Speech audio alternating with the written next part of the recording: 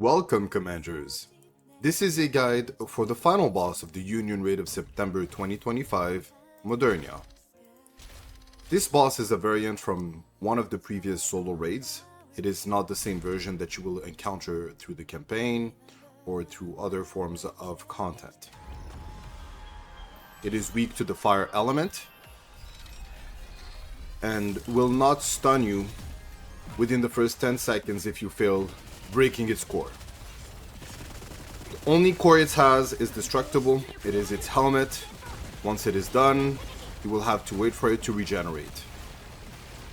This is the first phase. It's pretty much a tank and spank. You break the QTE circles, you break the wings, you break the core, and then you break the skirts. As simple as that. A healer is not required. I have seen players around level 280 tackle this boss without dying.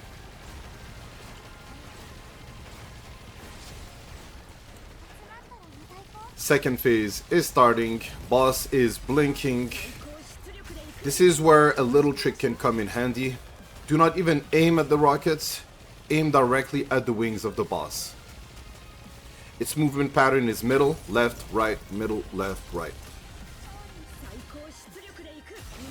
Voila. Right.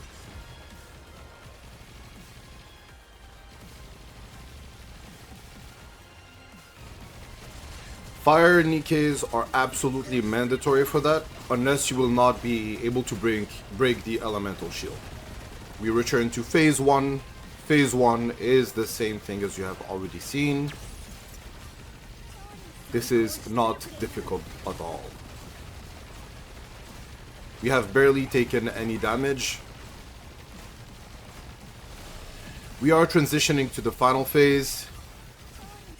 Another little trick is that I recommend you to wait until the circles are halfway finished. Especially if you have machine guns. If you have a character like Little Mermaid, it will be even easier to shoot at them. Litter can be a fair replacement for Little Mermaid if you have already deployed her for another boss like Termite B or Obelisk.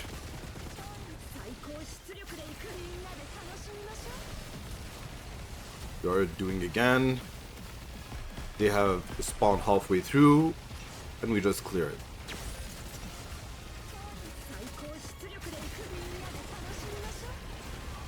For those of you who are planning to use Alice, yes, she works against this boss, but I realize that sniper rifles, rocket launchers, have a tendency to not perform that well. They have a tendency to miss some of their shots, especially if you're not manually controlling them.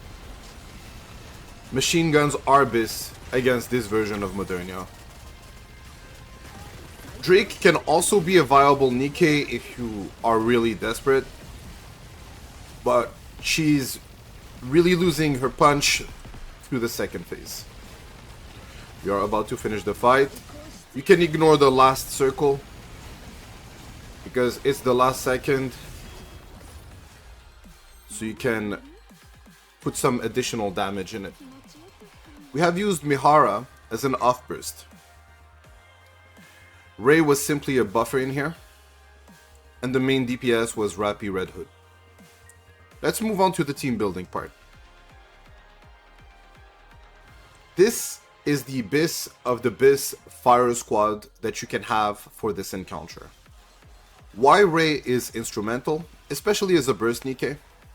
She is able to significantly buff the attack power of all the fire attack Nikkes. It compounds. If you do not have that collaboration character, it's understandable. You can directly put Mihara as a DPS and Modernia as the off-burst. If you do not have that Pilgrim heavy squad, it's understandable. Alice is the best non-Pilgrim fire DPS in the game. And if you do not have Mihara, which is an overspec character, you can put in Drake. If Litter or Little Mermaid have been deployed, in that instance, DKW becomes the best character to use. Just keep in mind that for her to be able to reduce the cooldown of your characters, she needs to be able to hit the target.